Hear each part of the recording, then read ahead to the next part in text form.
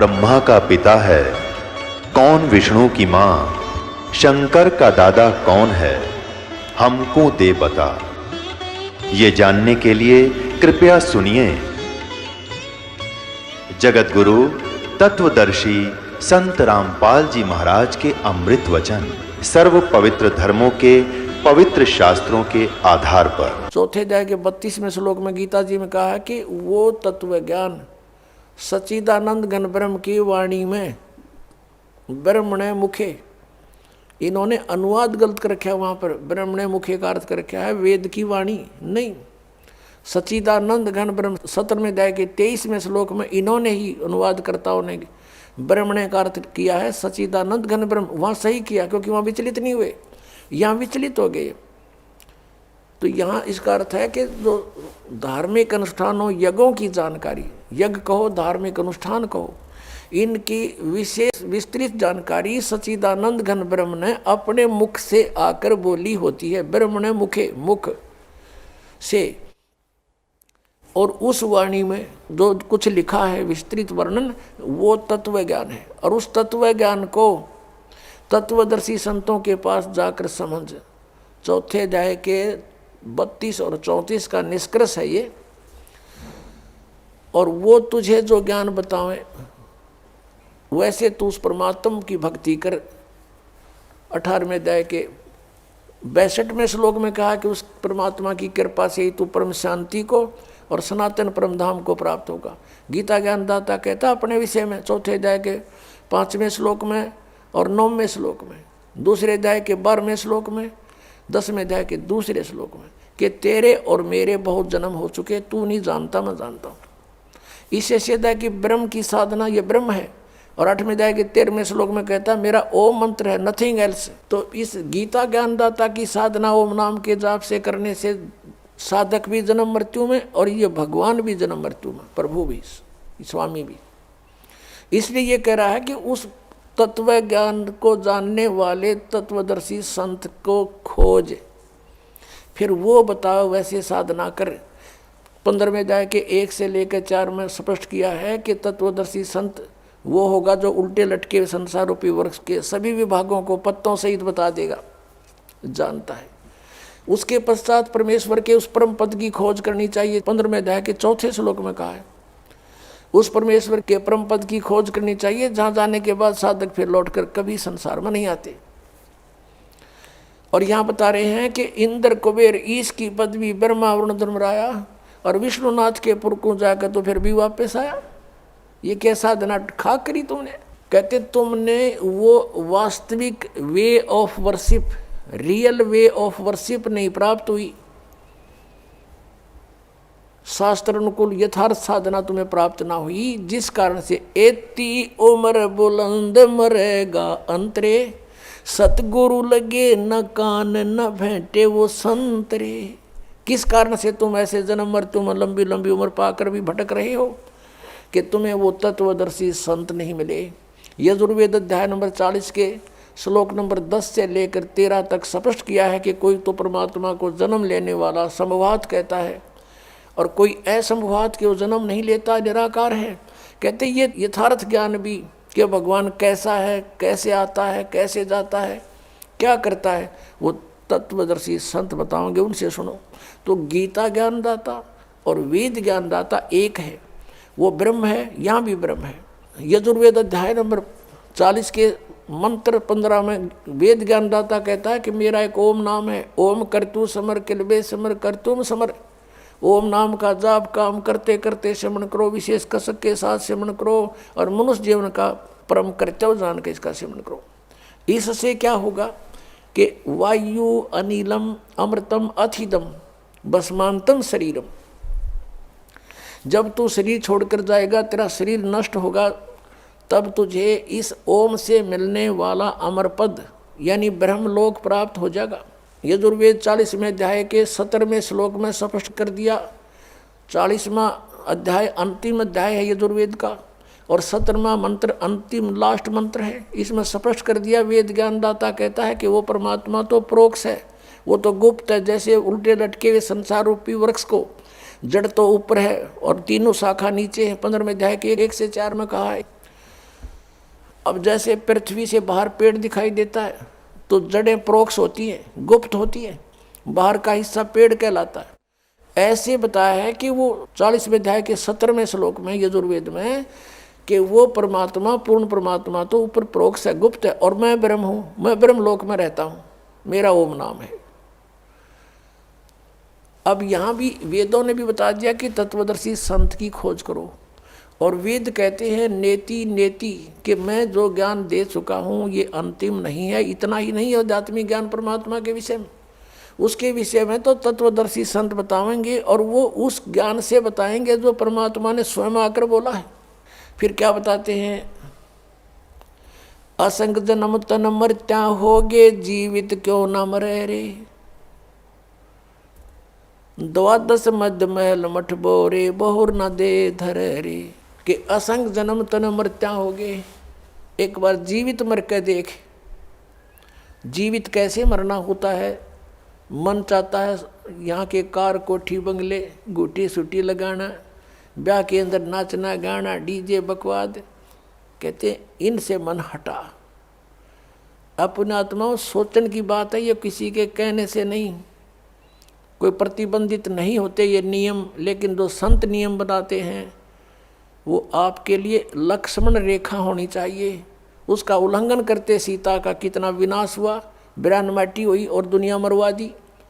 और उन्होंने कहा था इससे बाहर मत जाना तो सुरक्षित रहेगी। तो उस परमात्मा ने जो नियम हमें बना कर दिए हैं ये लक्ष्मण रेखा समझ लेना। अब जैसे एक विवाह हो रहा था किसी का, सामने डीजे बजावे, नाचे कूदे, बहन भी बेटी भी सारी, उनके फोटो उतार रखे। अगले दिन बारात में जा रहे थे, भाई का विवाह था लड़के का, तो उस शहर से यानी रोहतक से कलानौर के पास एक दुर्घटना होगी। वह दुल्हे वाली कार ही टकराएगी किसी दूसरे से, 5-6 मर गए, उसी दुल्हा भी मर गया, और उसी परिवार के रिश्तेदार वो खुद मिलकर 5-6 की एट द स्पॉट मृत्यु होगी। अगले दिन पेपर में आ रहा था उनका हाहाकार मचाते, बाढ़ पड़ रही, बहन बेटियां बुरी तरह रो रही हैं, एक दूसरे से लिपट रही हैं। अब बता, अब बजा लो डीजे, कोई बात हुई यहाँ पर। तो संत कहते हैं जैसे नानक साहिब जी से भक्त प्रसन्न करा करते कोई अनजान से कि महाराज जी आप यहाँ कुछ खोए खोए से रहते हो। तो उन्होंने कहा था भी ना जाने काल की कर डारे, किस विध ढल जा पास आवे, और जिनाते सरते मौत खुड़क दी उन्होंने केड़ा हंसावे। हमें अपनी मौत दिखाई दे कि ना बेरा के बिजली गिर जाए, यहाँ तक टाइम सा पास करना हमने। फिर पूछा कि हे भगवान क्या आप कभी प्रसन्न नहीं होते? कि प्रसन्न होता हूँ जब मेरे अनुयायी मेरे द्वारा निश्चित किए हुए सत्संग के दिन वापस आ जाते हैं, तो उस दिन मुझे खुशी का कोई ठिकाना नहीं रहता। क्यों? क्योंकि मुझे ये खुशी होती है कि इनको कोई काल का दूत नहीं टकराया, इनकी भक्ति का नाश नहीं किया, ये सुरक्षित है अभी तक। और जब ये यहाँ से जाते हैं, संसार में सब काल के ही ज्ञान से प्रभावित लोग हैं, ये मुझे चिंता बन जाती है कहीं इनको कोई भ्रमित ना कर दे और इनका जीवन नाश कर दे। क्या कहते हैं कि साध मिले साड़ी शादी होंदी और विछड़ दें दिलगिरी वे, अखदे नानक सुनो जी हाँ ना मुश्किल हाल फकीरी वे। कि साध मिले, ये भक्त साध संगत जब वापस आती है, मुझे आत्मा में बड़ी खुशी होती है कि ये सुरक्षित है, इनका कोई दीमक नहीं लगा काल का। और जब ये जाते हैं तब मुझे दिलगिरी होती है, दुख होता है कि मुश्किल हाल फकीरी वे, फकीरी माने साधना भक्ति, ये बड़ी मुश्किल बना दी काल के दूतों ने। जगह जगह एक गांव में मनमान 10-10 ढूंढे लाए बैठे हैं, कोई वैसे कोई क्रिया करते हैं, कोई झाड़ा लाता है, मिसगाइड करने वालों का कोई अंत नहीं। साध मिले साढ़े शादी होंदी विछड़ जाए दिलगिरी वे, अखदे नानक सुनो जी हाँ ना मुश्किल हाल फकीरी वे। तो क्या कहते हैं कि ना जाने काल की कर डारे, किसी भी ढल जा पास आवे, और जिनाते सरते मौत खुड़क दी उन्होंने केड़ा हंसावे। अब यदि तुम परमात्मा का नाम लो और विवाह करो सिंपल वेत है, और वैसे नहीं लोग दिखावा नहीं। जैसे हम इस बात से परिचित हों तब हम इससे हट सकते हैं। जैसे गीता जी अध्याय नंबर 7 के श्लोक नंबर 29 में कहा है कि जो तत्ब्रह्म से परिचित हो गया, और सारे अध्यात्म ज्ञान से और सभी कर्मों से परिचित हो गया, वही उस परमात्मा के पाने का, जरा और मरण से छूटने का प्रयत्न करता है, और नहीं कर सकता। वो तो यहाँ बकवाद देना चाहता है। तो आपको ये ज्ञान होगा कि आपने किसी से दहेज ले लिया। परमात्मा कहते तुमने उस दरगाह का मैल नहीं देखा और धर्मराज के तिल तिल का लेखा। तो आप किसी से पैसे लेते हो, रिश्वत से, चोरी से, या वैसे कोई धोखा दे करके लेकर नहीं देते हो। आपने एक एक पाई पाई का हिसाब देना पड़ेगा। तो हम क्यों अपने सिर में दर्द करें? क्या एक दहेज आप लोगे, किसी ने दे दिया आपके 50,000, 1 लाख, 2 लाख गणे दे देगा, क्या उससे आपका सारी आयु व्यतीत हो जाएगी? नहीं हो सकती। परमात्मा पर आधारित होजिए और इस मंत्र का जाप कीजिए, तो दास आपको देगा। आपके भाग्य में ना होगा तो भर देगा, आपकी बेटी की किस्मत को भर देगा भगवान, उसको नाम से जोड़ दीजिए। आपके पुत्र को भी आगे सुख देगा।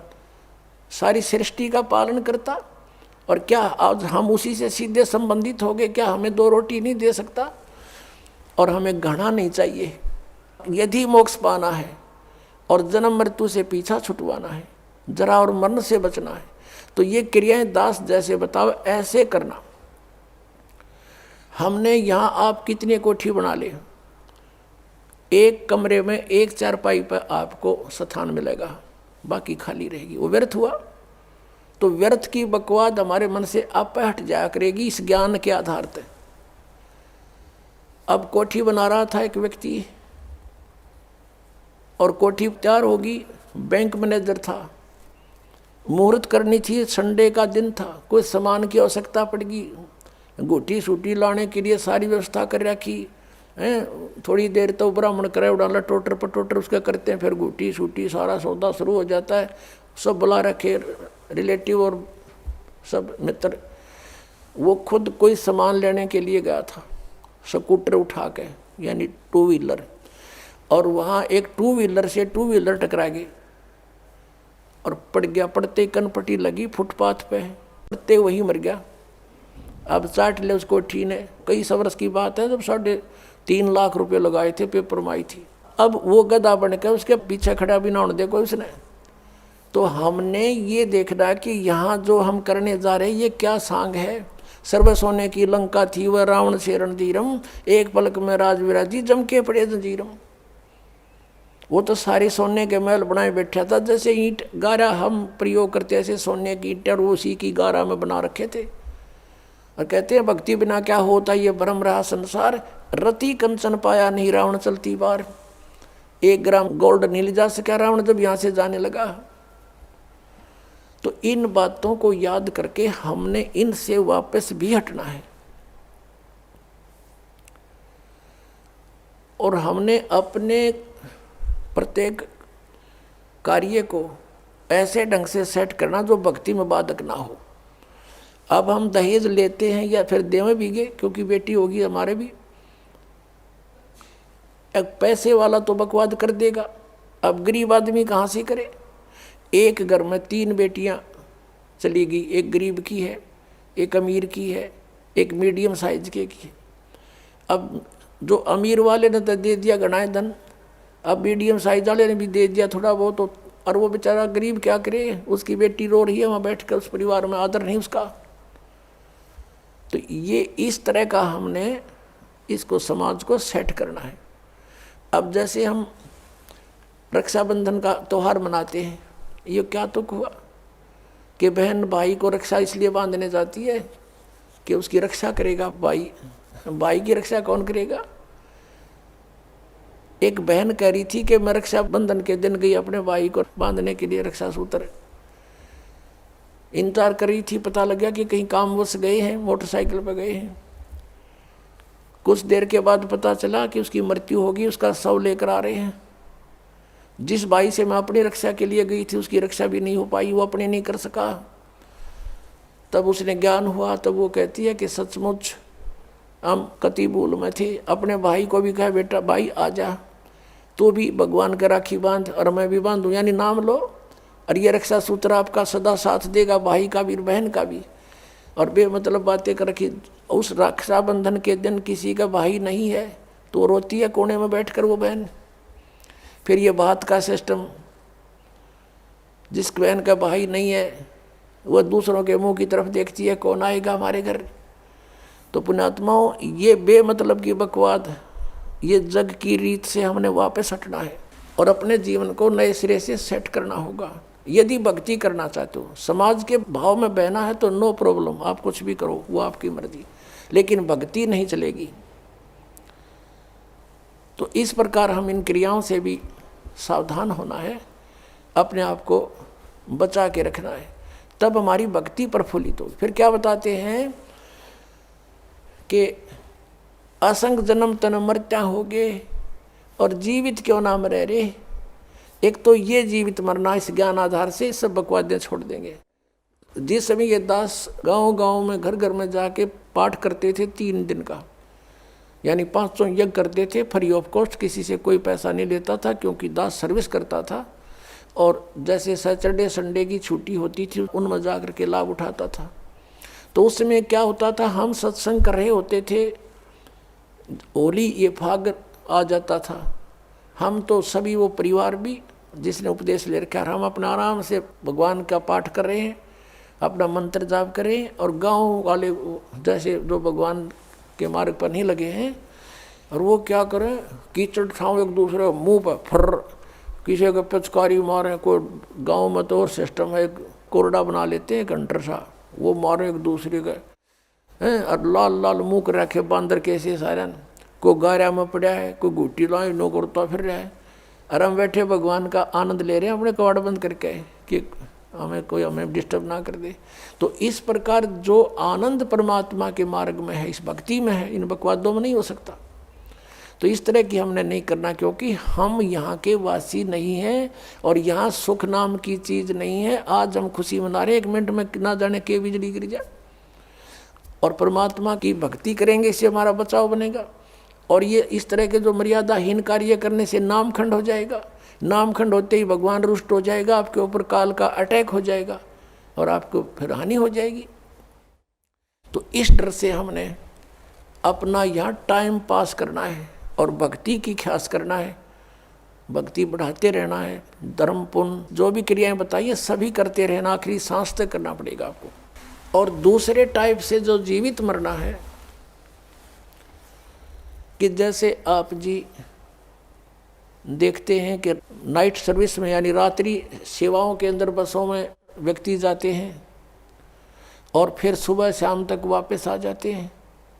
वो नाइट सर्विस में किस लिए जाते हैं कि उनको बहुत आवश्यक कार्य होता है और शीघ्र करने के लिए ही वापस आने के लिए गए होते हैं कि शाम तक लौट आऊँ।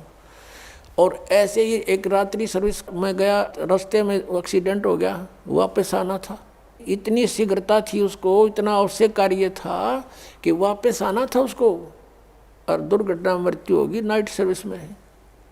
अब वो कहाँ गई वो शीघ्रता, कहाँ गए जिसके लिए पंजे ना टक्के थे, वो क्या ले गया साथ में। तो आप जी ये सोच लीजिए, जब सतलोक आश्रम बरवाला की तरफ सत्संग निकट आवर चलना चाहो तो न्यू सोच लो हमारी मृत्यु होगी आज और इब्बा होगी, और आ जाओ यहाँ पर सत्संग सुनो, 3-4 दिन फ्री ऑफ माइंड रहो, एक दूसरे से भगवान की चर्चा करो, यहाँ और बकवाद मत बतलाना, ये ख्यास रखना, परमात्मा रुष्ट हो जाएगा। ठीक है, कोई मित्र रिश्तेदार मिलता है, बातें करो गृहस्थी की थोड़ी बहुत देर के लिए, फिर अपना मालिक की चर्चा शुरू करें, कोई ज्ञान उससे सुने, कभी आप सुनावे, फिर मंत्र करने लग जावे। सब सुविधाएं भगवान ने आपके लिए दे रखी, इन दासों के द्वारा आपको सारी व्यवस्था करवा के दी जाती है। तो इसका सदुपयोग करना, दुरुपयोग करने से राम रूठ जाएगा आपका, और राम नहीं रूठना चाहिए, ये भी आपको डर लगे। तो ये सोचकर आप आ जाइए और ये सोचिए कि हमारी मान ले परमानेंट मृत्यु हो जाए तो भी तो हो सकती है ऐसे। और अब हम 3 दिन 4 दिन 2 दिन जिसा भी समय आप मरना चाहो मरो, और फिर वापस चले जाओगे घर पे, और परमानेंट टिकट कटगी फिर भी तो बात बिगड़ेगी, फिर तो धरा धरा रहेगा, सारा संभाल ही नहीं सकते आप। तो अब जा कर के मान लीजिए तुम समझते हो कि कुछ काम बिगड़ जाएगा, तो अभी तो फिर जाकर संभाल सकते हो, परमानेंट तो नहीं मरे। लेकिन जो परमात्मा के लिए सच्चे दिल से आते पुण्यात्माओं, किसी का आज तक काम बिगड़ा नहीं, बने मिलते हैं, लेकिन वो आपकी श्रद्धा पर डिपेंड करेगा। सतगुरु के दरबार में कमी काहे की ना, अनसा मौज नहीं पावता तेरी चूक चाकरी में।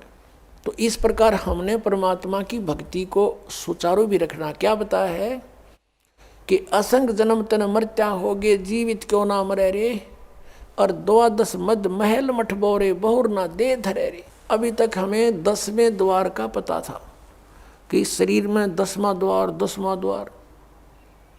अपनात्माओं, ये जो 10वां द्वार है ये एक ब्रह्मांड का रास्ता है। और आपने ये भी सुना होगा कई बार, क्योंकि जो भक्ति मार्ग में लगे उन्हें सब तरह के साधक संत टकराते हैं। हमने सुना बहुतों से कि एक यहाँ संत रहता था, उसने अपनी योग अभ्यास से अपने शरीर को ऐसा मंत्रों से और जाप से ऐसा सेट कर रखा था कि उसने ब्रह्मांड फोड़ दिया। यानी उसका यहाँ से शरीर में एक सुराख मिला। जब उसका शरीर छूटा उसने अपना ब्रह्मांड फोड़ गया वो, यानी वो पार हो गया, 10वें द्वार पर पहुंच गया, 10वें द्वार पार कर गया। अपने आत्माओं, 21 ब्रह्मांड है इस काल के। जिसने एक ब्रह्मांड पार कर लिया तो एक फिर और 21 ब्रह्मांड और हैं। अब इससे निकल कर वो फिर क्या करता है, ऊपर धक्के खाता है, ऊपर अपना समय व्यतीत करता है, घूमता रहता है इधर उधर भूत की तरह, प्रेत की तरह। फिर वहाँ से उसको जैसा भी उसकी सुविधा होती है, जैसे जिसकी भक्ति होती है, उसी लोक में उसको भेज दिया जाता है। वहाँ बैठकर वो अपना पुण्य पाप जो भी है उसका सारा भोग कर फिर पृथ्वी पर आता है। अब ये 12वां द्वार पे भगवान का स्थान है। अब 10वां द्वार जो है, जो तो एक शरीर से निकलकर इस बॉडी से बाहर ब्रह्मांड में घूम रहा है। इस ब्रह्मांड से अलग भी और ब्रह्मांड है, और जब 21 ब्रह्मांड का एक स्थान है, 21वां ब्रह्मांड जो है, वहाँ पर ये काल विराजमान है। और उस 21वें ब्रह्मांड से फिर उस परब्रह्म के 7 संग ब्रह्मांडों में प्रवेश करने का एक द्वार है जो 11वां द्वार है। और इस अक्षर पुरुष के 7 संग ब्रह्मांडों को पार करके जब सतलोक में प्रवेश करने जाते हैं तो वो 12वां द्वार है। उस 12वें द्वार को पार करके फिर हम सतलोक में प्रवेश करेंगे, वहाँ हमारा निज ठिकाना है। अभी तक ये 10वां द्वार पर गाटा जोड़ रहे थे, और एक सिरफिरा है कोई संत, वो ने कहा 11वां द्वार में बताया कबीर साहब ने। और उसको किसी ने कहा जी हमने सुना है एक संत बताता है कि 12वां द्वार है। नहीं नहीं नहीं, 12वां नहीं है, तो 11वें का के ठेका ले रहा है, 11वां है। तो यहाँ संतों ने परमात्मा जिनको मिला आदरणीय गरीबदास साहिब जी को, और ऊपर के सब ब्रह्मांड दिखा कर लाए। तो गरीबदास साहिब जी कह रहे हैं कि 12 मद महल मठ बोरे, उस 12वें द्वार में है वो स्थान मठ, यानी वो आपका निवास स्थान। और बहुर ना दे धरे रे, वहाँ जाने के बाद फिर कभी मृत्यु नहीं होती। 15वें अध्याय के 4थे श्लोक में, 18वें अध्याय के 62वें श्लोक में जिसके विषय में कहा है। फिर क्या बताते हैं कि दोजक बहिष्ठ सभी ते देखे राजपाट के रसिया। दोजक कहते हैं नरक को, और बहिष्ठ कहते हैं स्वर्ग को। कहते तूने सत साधना ना मिलने से, तत्वदर्शी संत ना मिलने से, ये जो साधनाएं भक्ति तुम कर रहे हो, इससे स्वर्ग में भी जाना पड़ता है, फिर पाप नरक में भोगने पड़ते हैं। आपके दोनों अकाउंट ओपन रहते हैं। पुण्य वाला अलग लिखा जाता है, पाप वाला अलग। पुण्य के आधार से स्वर्ग महास्वर्ग प्राप्ति हो जाती है, वहाँ देव पद भी प्राप्त हो जाता है। और पाप के आधार से फिर नरक में भी आपको कंपलसरी जाना पड़ता है। और पूर्ण परमात्मा कबीर परमेश्वर की भक्ति 2 अक्षर के नाम से और सार नाम से करने से, आदि नाम से, तो आपके पापों का नाश हो जाता है। कबीर साहब कहते हैं जब ही सतनाम हृदय धरो भयो पाप को नाश। और जैसे चिंगारी अग्नि की वाई पड़े पुराने घास, आपके युगों युगों के संचित कर्म आपके अंतःकरण में लिखे हुए हैं, और धर्मराज के दरबार में वो सुरक्षित हैं। उन्हीं के आधार से वो आपके प्रारब्ध बनाकर भेजता है। पुण्य जिसके ज़्यादा है, पाप कम है या पाप ज़्यादा हैं, पुण्य जैसे हैं, उसी आधार से आपके जीवन में पुण्य और पापों का संयोग करके आपका एक जीवन दिया जाता है। तो पुण्यों के आधार से आपको सुख मिलता है, पाप के आधार से आपको कष्ट आपदाएं आती हैं। तो परमात्मा जब आपके कष्ट काट देगा आपके प्रारब्ध कर्म के, तो सुख है, सुख शेष रहेंगे, वो पाप नहीं आपको भोगने पड़ेंगे। तो क्या कहते हैं कि जब ही सतनाम हृदय धरो, ये 2 अक्षर का नाम, भयो पाप को नाश, और जैसे चिंगारी अग्नि की भाई पड़े पुराने घास। आपके ढेर सारे लाखों टन पड़ा हो सूखा घास, एक माचिस की सीख जला कर उसमें डाल दीजिए, सबको सवा कर डालेगा, राख बना देगा, चलेगी हवा वो उधर की उधर, पता नहीं कहाँ की कहाँ राख जाएगी, वो फील्ड क्लियर हो जाएगा।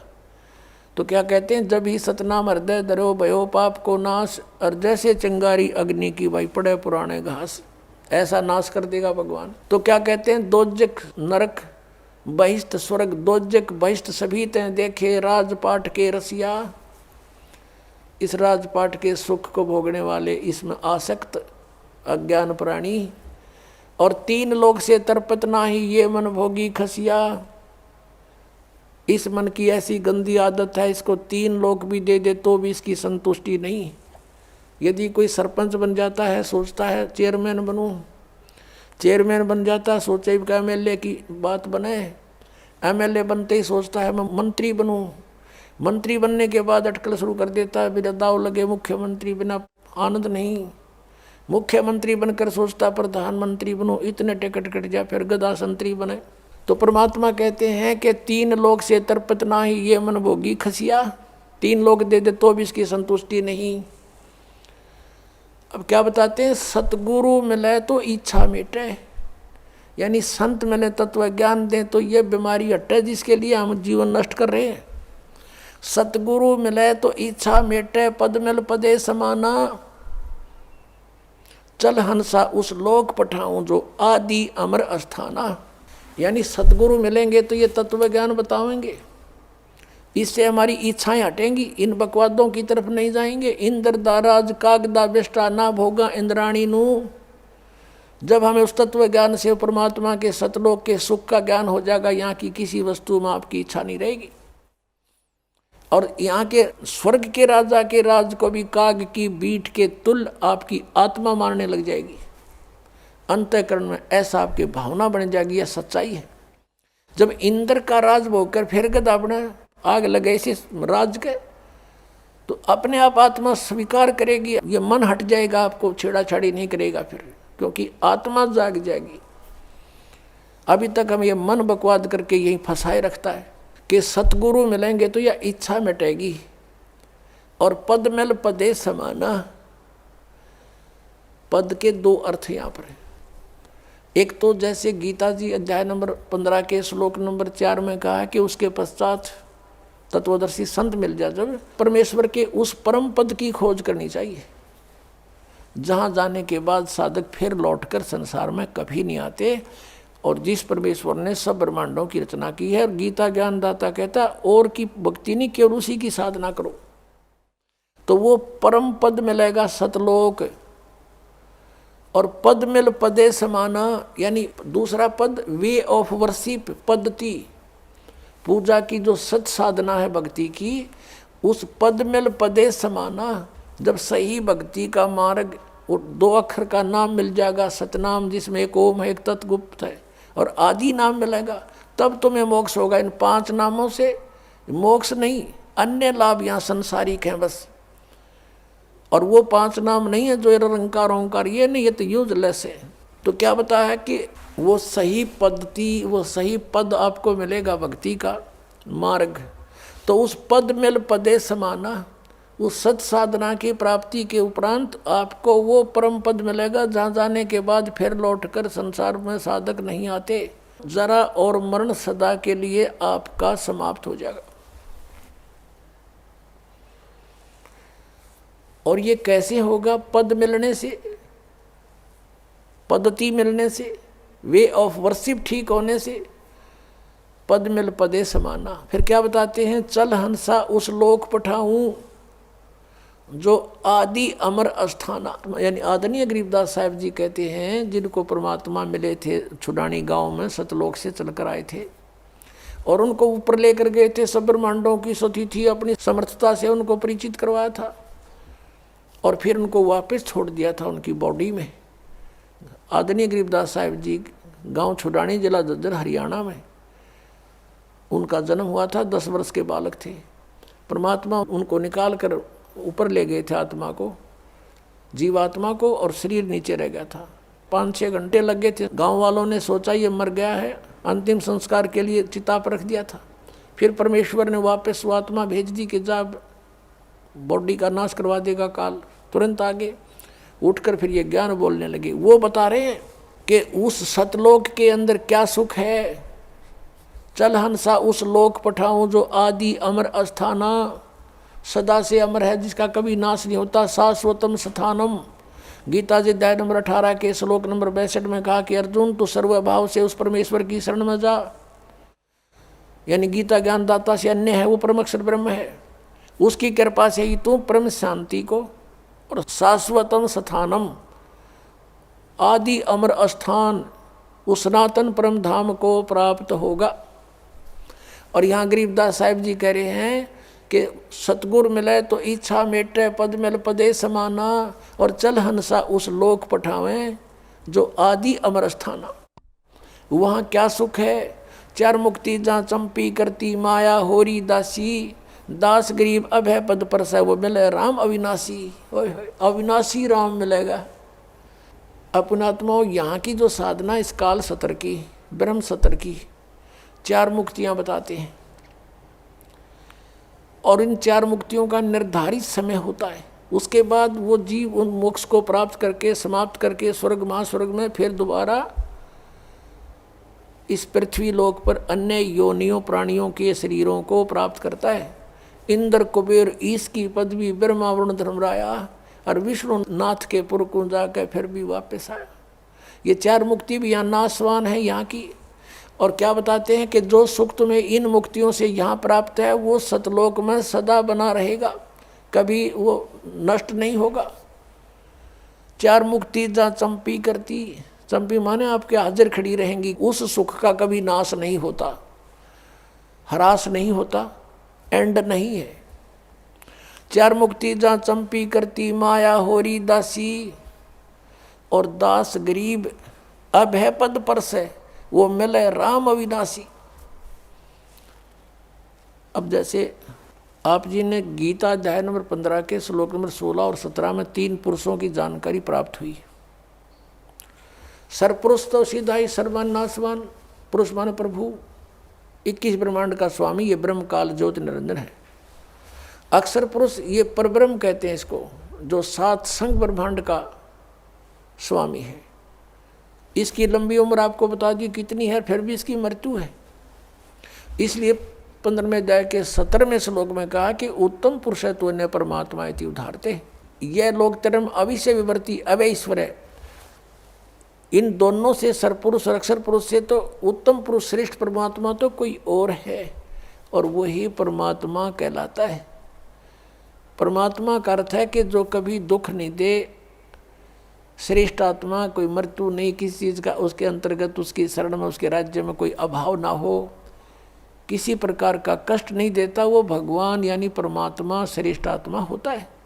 तो वो परमात्मा और फिर वो ही अविनाशी, अवास्तव में अविनाशी परमात्मा है वो, और वही तीनों लोकों में प्रवेश करके सबका धारण पोषण करता है। जिसका जैसा संस्कार यहाँ भी है वो भी उसी के आदेश से आगे आवंटित होता है, सबको उसी के आदेश से निर्धारित नियम से मिलता है।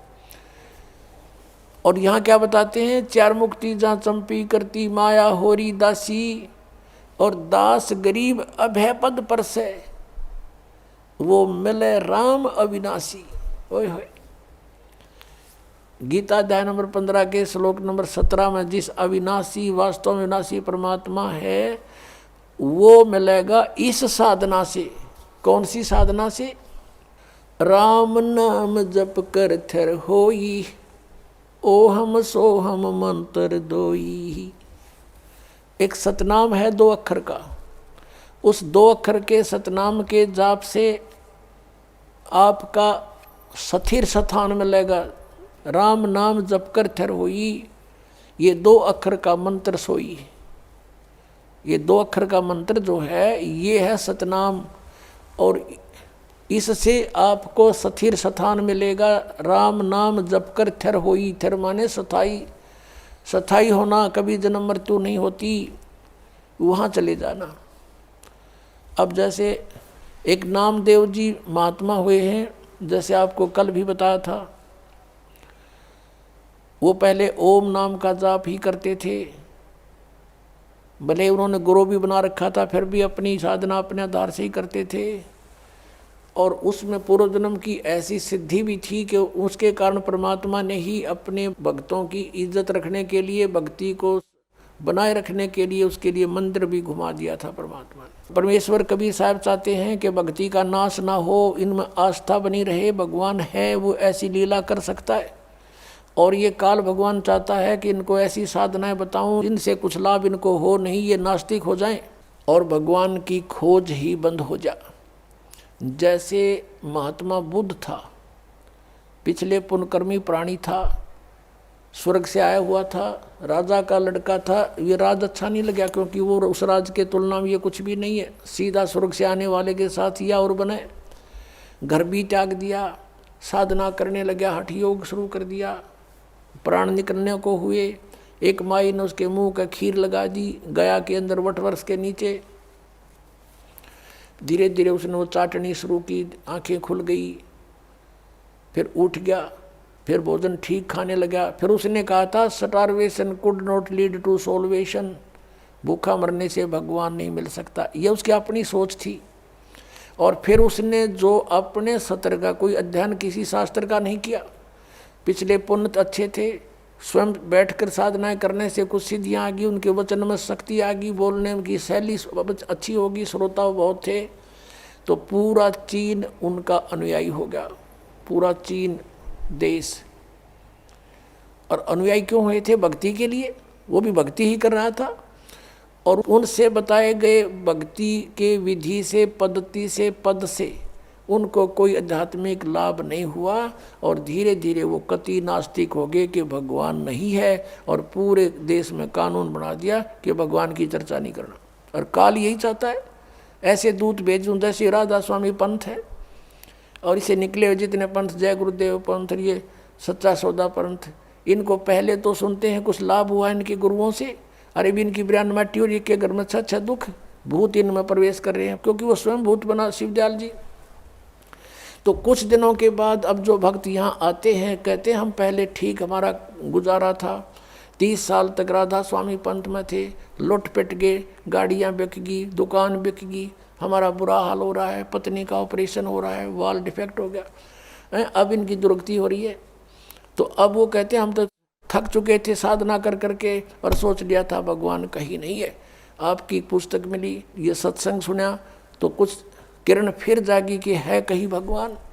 तो काल चाहता है कि इनका बट्ठा बैठा दूं, ये भक्ति करें नहीं, नास्तिक हो जाओ, टंटा कटे, और वो आवे भगवान या उनका कोई दास आवे, उनका भेजा हुआ कोई संदेश वाहक आवे, तो कोई सुने नहीं भक्ति को। सुनेंगे तो बात हृदय में जचेगी सच्चाई सारी। तो इस कारण से उसने ये ऐसा कर रखा। तो परमेश्वर जब भी कोई लीला की है नौनी, उसी परम पिता ने आके की है वो सारी, ताकि इनमें भक्ति की आस्था बनी रहे और भक्ति जीवित रहे इस पिछली पीढ़ी तक। अब यहाँ तक इस भक्ति को लाना था परमात्मा ने। अब ये भक्ति अंतिम सांस गिने थी, ये सत्कर मान लेना। और 10-20 वर्ष के अंदर ये सब भक्ति खत्म हो जाती, कोई नहीं राम नाम लेता, और सोच लेते परमात्मा कहीं नहीं है। ऐसे समय में परमात्मा ने आके फिर आप पर मेहर बख्शी है। आप पुण्यात्मा हो, पहले से चार्जड हो, आपके अंदर पिछले जन्मों से भक्ति की प्रेरणा फिर से जाग रही है। इसके कारण आप कोई कहीं किसी पंथ के मिले, कभी किसी संत से मिले, आप भटक रहे थे, आपको ये सत संदेश मिल गया।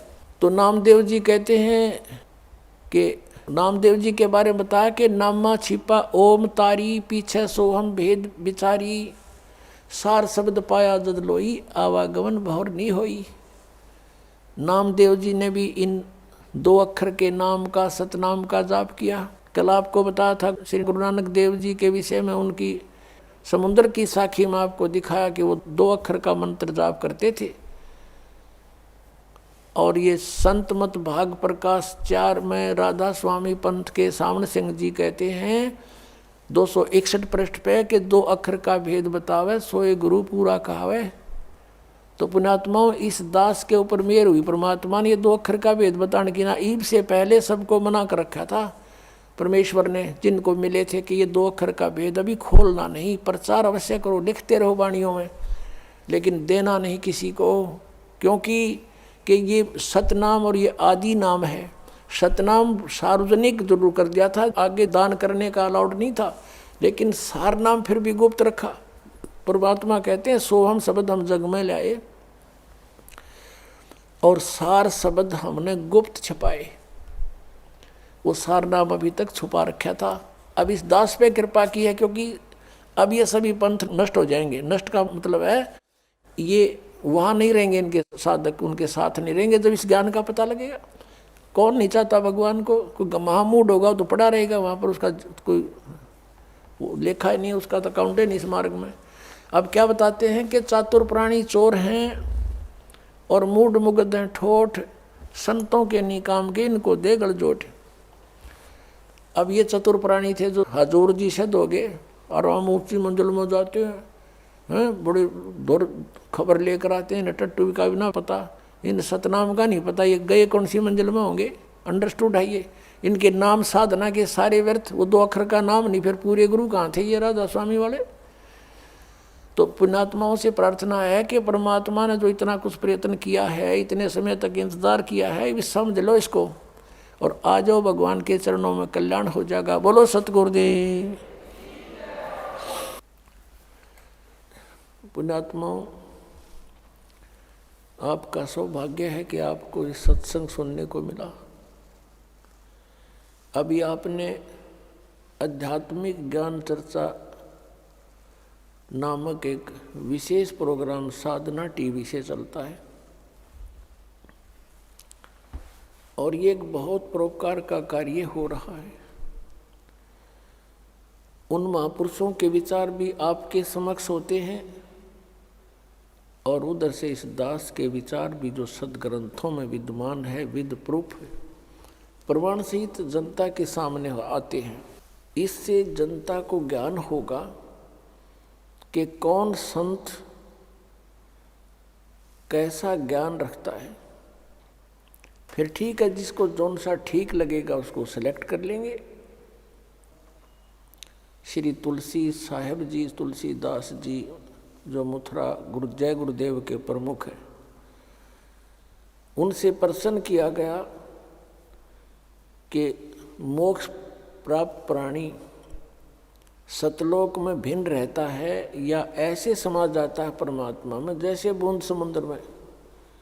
तो उन्होंने यही बताया कि वहाँ मोक्ष प्राप्त प्राणी अमर लोक में जाकर, सतलोक में जाकर अमर पद को प्राप्त होकर के ऐसे परमात्मा सतपुरुष में लीन हो जाती है जैसे जल की बूंद जल में समा जाती है।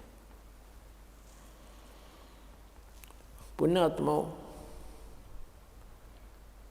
इनको सतलोक का कख भी पता नहीं, कैख है भी ज्ञान नहीं इन लोगों को, और करोड़ों जीवों को मिसगाइड कर दिया, भ्रमित कर दिया।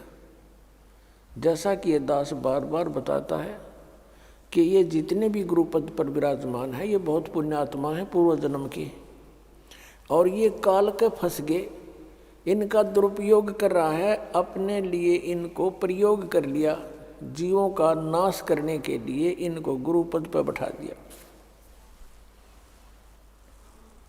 और इनको पिछले जन्म से थोड़ी बहुत सिद्धि भी होती है। और पुण्यात्मा इस दास ने राधा स्वामी पंथ के सभी संतों के इतिहास को गहनता से पढ़ा है, जाना है। श्री शिवदयाल जी जो राधा स्वामी पंथ का प्रवर्तक माना जाता है, उससे भी ज़्यादा पुण्यात्मा थे ये तुलसीदास जी मथुरा वाले, जो जय गुरुदेव पंथ के प्रमुख हैं। उनसे भी ज़्यादा पुण्यकर्मी, अधिक भक्ति शक्ति युक्त थे।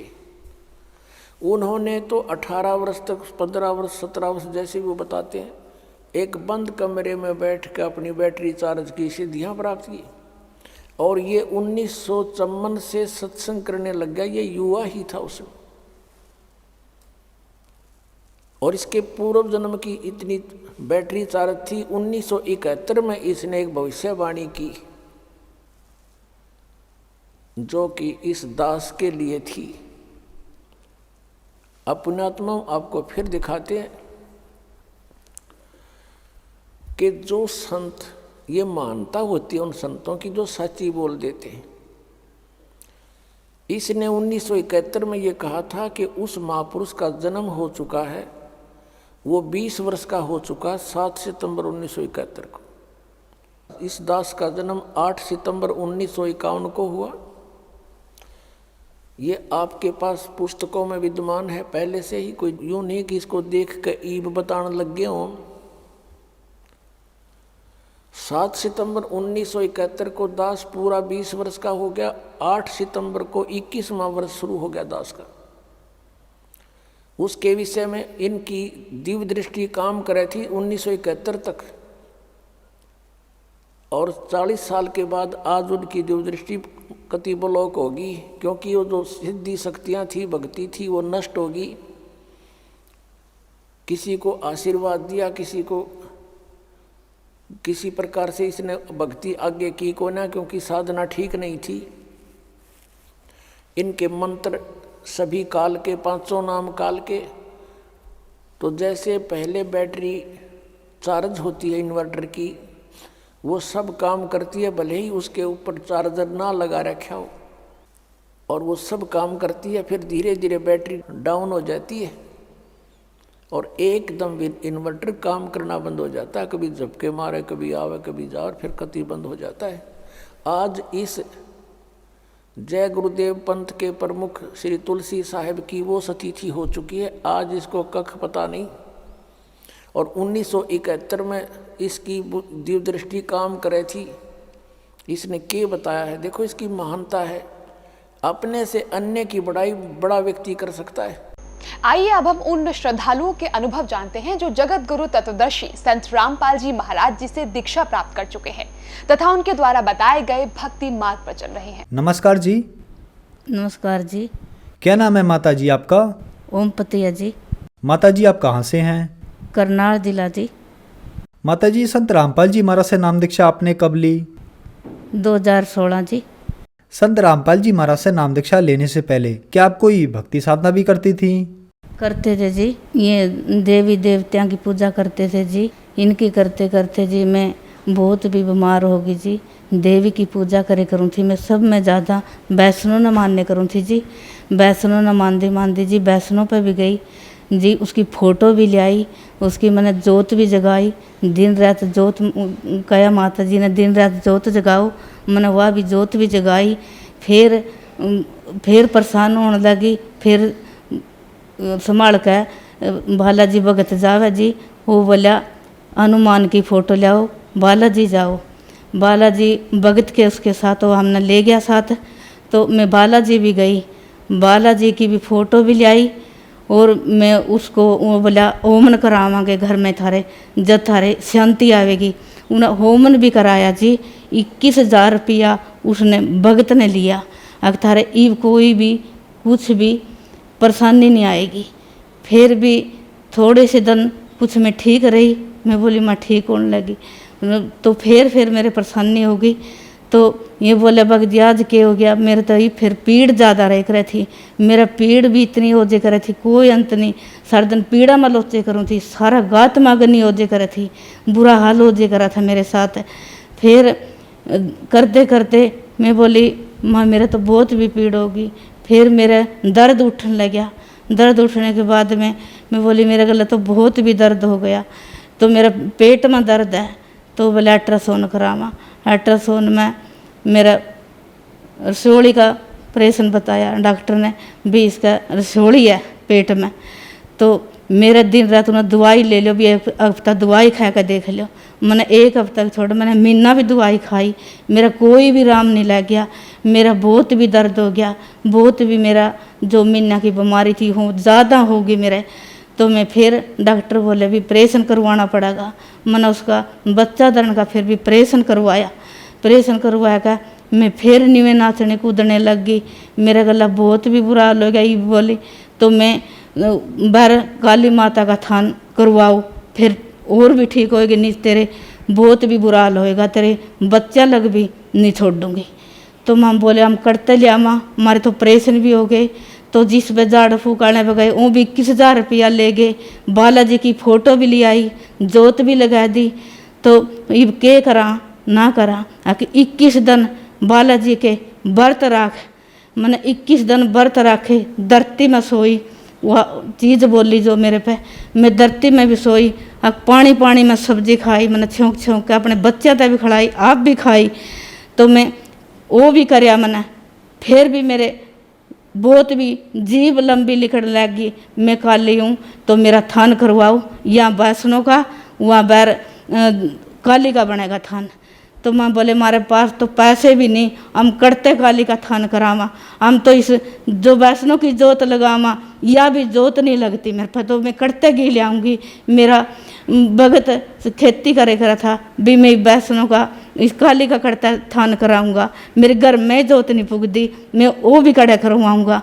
अगर आप नहीं कराते तो करवाना पड़ेगा। नहीं तेरे 2 बच्चे हैं, यूँ मेरा बड़ा लड़का था। तो ये बोला माँ करवा ले। मैं बोली क्या का करवाऊँ बेटे, तुम्हारे पास तो कुछ भी नहीं है। इसके पास उन्होंने बोली इसने नहीं छोड़ूंगी, इसने ले जाऊंगी मैं। तो मैं बोली माँ इसने क्यों ले जाएगी, तो मन नहीं ले जा। अगर नहीं तो मैं ऐसे कर दे मैं सो गई। मैं 4 बजे मेरी किलकी लिकड़ी न्यू का बोने पारे, तो इस गांव की गराई कर तो पैसे मिलेंगे, मेरा थान करवा। मैं गराई में मन के बरा को दे, अगर ना दे न्यू का देवेंगे। तो मैं फिर भी बोने पारे, मेरा बच्चा का कुछ भी नहीं हो जाए तो मैं बोने पारे जाऊंगी, मैं गराई करूंगी। तो मैंने गराई करी। गराई वाले ने किसी ने 10 दिए, किसी ने 20 दिए, कोई काम काली ने नहीं दुख दे। हम अपनी लाग नहीं लाते तो अपना खातर फिरती है। तो मां नहीं मैं माते का थान कराऊंगी, अपने अपने आप पे करा रही, अपना घर में तय करवा, तो कोई दुखदा कोई ना दुखदा। फिर एक मेरे लुहार हैं, उन्हें साथ दिया, बीमार पे भी यही परेशानी है, हम तेरे साथ लगाएंगे। उन्हें भी गराई करी, मैंने भी गराई करी। हमने उसका थान बनाया, गांव में थान भी नहीं था, काली का थान करवाया का। तो फिर भी मैंने शांति नहीं मिली। कि ना तो काली का थान करवा दिया, कोई कह इसने तो अपने रोजगार का मेरा थान खोलिया, इन्हें थान करवाया तो अपने चढ़ापा चढ़ागा, अपने याने न खड़ावेगी, इसने अपने खातर करया। जो या चीज़ आवे अपना लाभ के मारे न करया। मैं बोली मेरे पास कोई भी लाभ नहीं है, मैं गराई बोने पारे करी मेरे पास, या आवे मेरे मुँह से कवा मेरे बच्चा लगना मारेगी, मैंने ऐसे जान थान करवाऊँ। तो किसी ने दिया किसी ने दिया, ना दिया भगत जी मैंने 40,000 की गराई करी। और भगत ने जो भी कोई बच्चा नहीं ब्याह रखा था मैंने, फिर भी जो भी मर्दा न पड़दा न, एक मिस्त्री और था और अड़िया साथ में। अब चलो छेड़ा तो छेड़ लिया, चलो इसका करवाए दे। तो मेरा भी परेशानी है। तो वो गला लग गया, उन्हें मिस्त्री ने थान करे उसका, भाई थान के पैसे नहीं लगेंगे, मैं ला दूंगा, गला साथ दे दूंगा। उन्हें मेरा साथ दिया, उन्हें थान करवाया। थान करवाने के बाद भी फिर भी मेरे पास यही परेशानी रही। फिर मैंने बालाजी की भी सब सारी पूजा कर ली, ईब के करूँ मैं, फिर मंजा में पड़ गई, पूजा भी कर दी। एक तेल का पिप्पा धर दो और 12 अंतवार न जोत लगाओ काली की।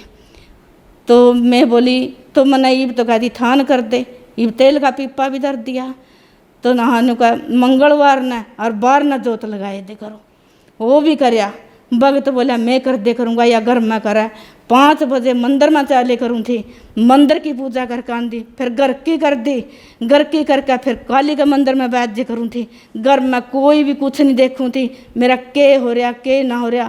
मेरा लड़की थी, एक बहू थी, वह ब्याने के बाद वो ही कर दी। वो बोली मम्मी तो कदे रसोई में भी नहीं बढ़ती, कदे रसोई में देख दी, बारों बार फिर आया सारा दिन, और फिर भी हाय हाय हाय करती रहा, फिर भी राम नहीं है। तो मेरी बहू भी बच्चे हुए, उसके भी बहुत परेशानी तो हुई हैं, उसका भी बहुत पेटा में नशे में टिक्के लग गए। तो माम बहुत भी, एक चंडीगढ़ मेरा पोता आया जाएगा, उससे हमारी रकम लाग की, फिर हमारी पोती हुई, उसके भी हमारी 8वां हुई, हमारा कोई भी लाभ नहीं मिला माना। माताजी, आपके बताए अनुसार आप पर दुखों का पहाड़ टूट गया था, तो फिर आप संत रामपाल जी महाराज की शरण में कैसे आईं? काला भगत है जी, उसने कहा बाबी मैं कितना परेशान था, मैं तेरे जैसा परेशान था, मेरे सब घर में देख मेरे कैसे भी के हालत हो रही थी, तो डेरे पर नहीं गई, कदे बच्चे तो गए हैं, बच्चा ना पूछ के देखो मेरे गले के हाल होए, मेरे गले खाने के दाने भी नहीं रहे थे मेरे घर में, के मेरा सड़ियांद उठ गई थी मेरे घर में। ये बच्चा ना देखो जाकर मेरे डेरे पर कैसे भी के काम हो रहे हैं। बच्चे बोले माँ बहुत भी कुछ चाचा का सुधार हो गया, घर में भी बहुत अच्छे कमरे सुतरे ऐन पड़ गए, भगतों से बात करा, सब भगत जोड़ने लग रहा। तो मैं बोली भाई चलो, तो उसका सुधार हो गया तो मने भी ले चलो, मेरे गले भी बहुत बुरा हाल हो रहा भाई, मैं भी नाम दुआ दो मेरे को भी। संत रामपाल जी महाराज से नाम दीक्षा लेकर गए जी। माताजी, संत रामपाल जी महाराज से नाम दीक्षा लेने के बाद आपको क्या लाभ प्राप्त हुए? हाँ जी, तो मेरी जो चर्चा जोत जगह करें थी वो छूट गई जी। मैं बहुत भी पागल हो रही थी, बहुत भी दुखा के पहाड़ टूट गए थे मेरे ऊपर, मेरा घर भी लूट गया था जी। मेरे कोई भी परेशान, कोई भी, मैं 10 रुपया का भी मेरे पास कोई भी कुछ नहीं रहा था। तो मैं संत गुरु रामपाल जी महाराज से नाम दीक्षा ली, तो उसने मेरे एक जोत परमात्मा की लगाई। मैं फिर भी डरती, कदे वह मेरे पैक वह चीज़ कदे थाड़ फाड़ नहीं कर दे। मैं ऐसे ऐसे देखती रही, तो मेरे पर वह चीज़ मन जोत लांदे, नाम लेंदे दीक्षा, मेरे पास कोई भी परमात्मा की कोई भी इसी रजा हुई, वह कोई भी वह चीज़ मेरे दौरे भी नहीं आई। ऐसे में न लाभ मिले, मैं बहुत भी तंग हो रही थी। इतने में जोत कड़ी कड़ी में 5-5 जोत मेरे घर में लागे करें थी, तो मैंने इतने थान करवाए, मैंने कड़ी लाभ नहीं मिला। मैं खाट में पड़ी रह करूँ थी। आज मैं सब कुछ, मैं सारा काम करूँ, सब मैं सारा दिन धंधा भी कर रही हूँ, मैं आज बोल भी रही हूँ, मेरा कोई भी दुख का भी कोई भी कुछ नहीं है। मैं अच्छे, मेरे घर में रोजगार हो गया, दूध हो गया, जड़े मेरी मैस नहीं बिके करें थी, रामपाल जी का नाम लिया पीछे, परमात्मा को मेरी 80,000 की मैस बिकी जी, मेरी 80,000 की मैस बिकी, मैंने उसके नाम दीक्षा लिया था। तो मेरे घर में सारा दिन कलेश रेख रहा था, उसकी नाम दीक्षा लिया पीछे, मेरा कोई भी घर में कलेश नहीं रहा, मेरे प्यार से बच्चे रमें, आंख मुँह से रमें, सर दिन आंसा बोला, तो कोई भी हमारा लड़ाई दंगा कोई कुछ भी नहीं रहा जी। माताजी, संत रामपाल जी महाराज से नाम दीक्षा लेने के बाद आपको बहुत सारे लाभ प्राप्त हुए, तो जो श्रद्धालु आज आपको देख रहे हैं, आप उन्हें क्या कहना चाहेंगी?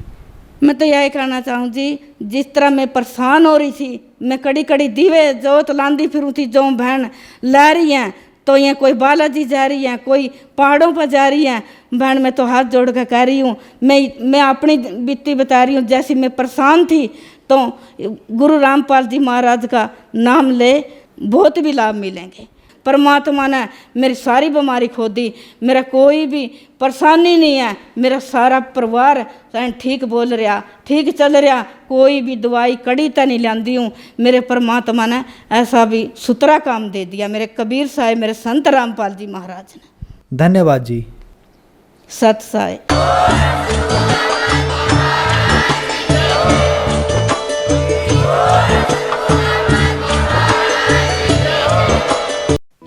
आप सुन रहे थे जगत गुरु तत्वदर्शी संत रामपाल जी महाराज के मंगल प्रवचन। अधिक जानकारी के लिए संपर्क करें।